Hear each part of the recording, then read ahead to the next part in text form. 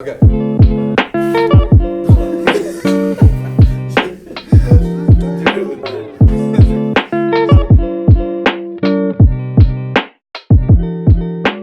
In this section, we are going to discuss how you find tenants for an investment property. Okay, so we get asked this a lot, and it's a really good question. What are the different ways to find tenants for your investment property when you're doing it on your own? And you totally can do it on your own, first of all, because demand for rental properties has been very strong over the last few years. And the number one way for sure are some of the online classified type websites, like Kijiji.ca is an absolutely huge one.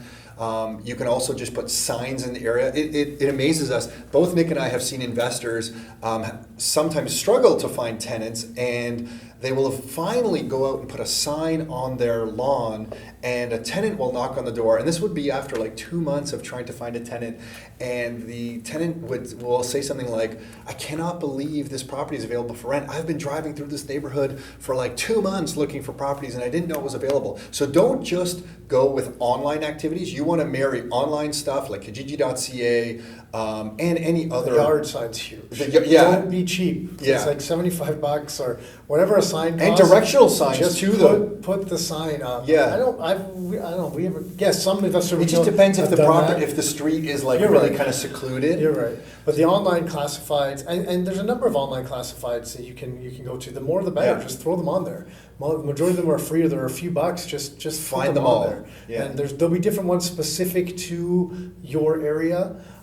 Just like there's still Craigslist is much bigger in the U.S. than it is in Canada. Yeah. Kijiji is much bigger in Canada over Craigslist. But then there's also just little local ones as well that you want to use. And So- there's little what I would call advanced strategies. They're not super advanced, but you can have your own little 3-page website with some pictures on it, and then you can run some Facebook advertising with a picture of your property. And when people click on it, they can go over to your website that has more information. So that might sound super advanced, but it's really not that difficult. And that's something that you can use Facebook to get exposure, and it's really not that expensive. You could put like $100 budget, so you don't spend more than $100, and drive some traffic to your own website. Yeah, with you the can property pick that the way. people, right? So you can pick the people locally that would see it.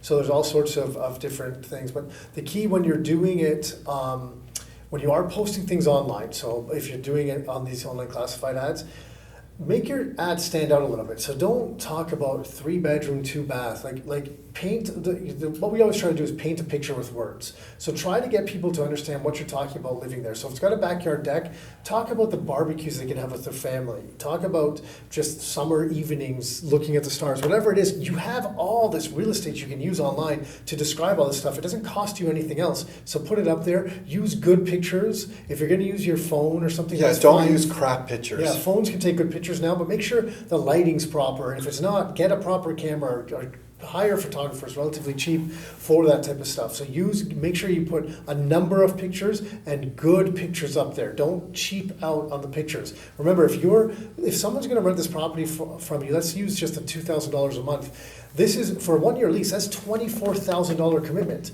For you to spend like $50 to $100 on some pictures is not a big deal. So I would just strongly recommend doing that. We've often seen using videos can be good as well. If you put that there's a video included in your ad, that will actually get more views online as well. So these different strategies just don't fall into like what's everyone else doing. I'm just going to try to do the same thing. Like great house, 3-bedroom, 2-bath, finished basement. Call now. That's not what they want. Describe it, sell it with the words to the people when you're advertising online. Yeah, and I think now everyone has gotten a little lazy because it has been so easy to rent out properties. When it was a little more difficult, we were looking into things, and I think we did this a couple of times where we made flyers and we went to newspaper delivery boys in the area and asked to deliver these flyers with their newspaper. You can go to apartment buildings and try to flyer an apartment building if possible. If you're trying to get people to move from an apartment building into your rental property, there might be a house down the street or something Just like don't that. let the management see you because they don't want their tenants to leave. So Yeah. So it's just up to your imagination. But to Nick's point earlier, more is better. Okay, so this question is, what are the pros and cons to finding tenants on your own and not using a professional to do it? So that would be like a real estate agent or maybe a property manager or something. And some of the pros and cons, I think the pros the and obvious one is time. Someone else is doing it for you. Totally. Right. That's the obvious one. And when you're a new investor, I think we both think it's really important for you to do it yourself so you learn the process, because you don't want to be solely dependent right at the beginning on professionals. You want to do some of this stuff yourself so that you know if you do hire a professional in the future and they're telling you it's really difficult maybe to find a tenant, or they can't find a tenant at a certain price point in the rent, you can call BS on that a little bit because you've done it yourself. So I think we both believe that you should do it yourself. Yeah, at least once. I think we both believe in being reliable, not Reliant. self-reliant. So we both believe in that. So learn the skills yourself, so you're not dependent on someone else for something, right? And then to manage them becomes much easier as well, right? So and you can check their credit now too. Sorry, go ahead. Yeah, there's multiple websites you can check their credit. You learn the process. You know who they are. You select the person that kind of resonates with you for the property. You have a relationship if you need to reach out to them for rent collection, to go to the property for something. You've now established a relationship, whereas when someone else is doing it for you, you don't have that relationship. They've established the relationship, and then they take off, and you're just this unknown factor that comes in.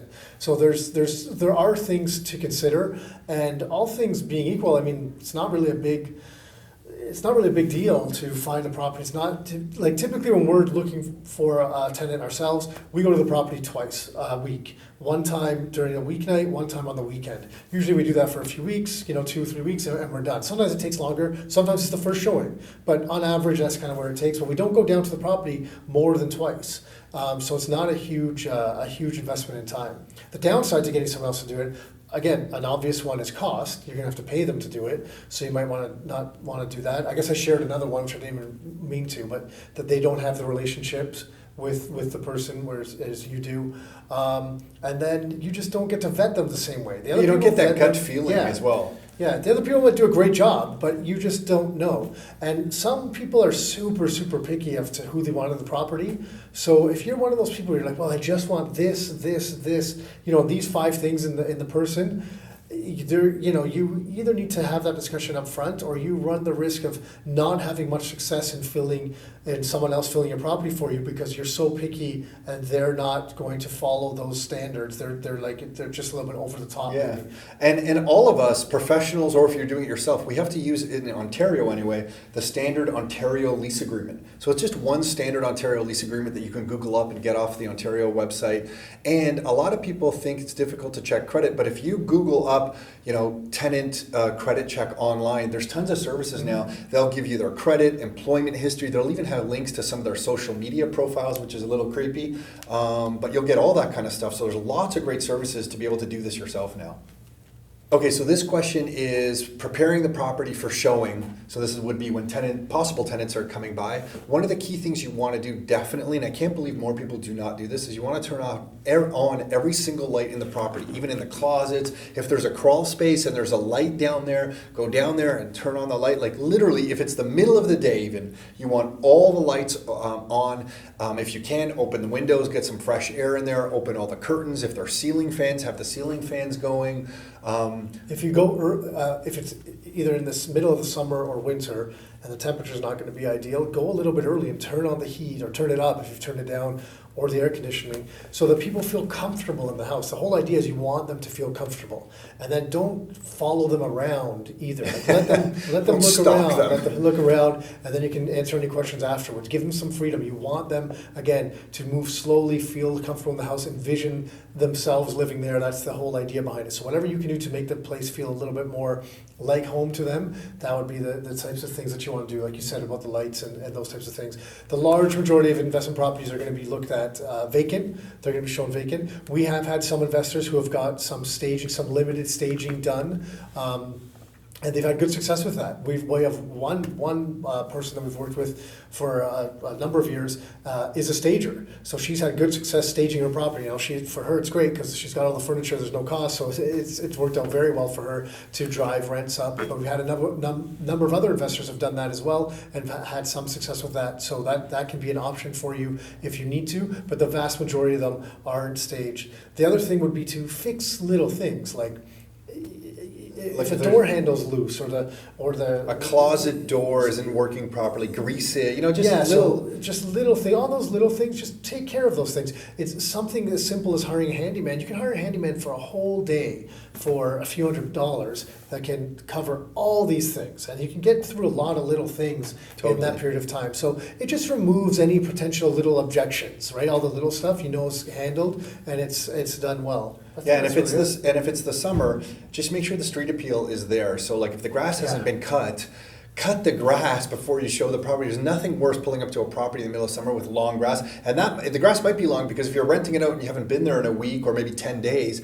the grass will be a bit overgrown. Yeah. So definitely cut the grass once a week when you're trying to rent out a property. Yeah, at it just least. makes it so it doesn't seem when they're getting there, they're not showing up thinking, oh, this person doesn't really care about this place, right? That's not the Totally. idea. When that you're you trying want. to sell something, you want to put a little bit of love into it, right? Okay, so we're just finishing up this section of finding a tenant, how to advertise for a tenant, and now we're going to transition into managing a property and a tenant once they've moved in.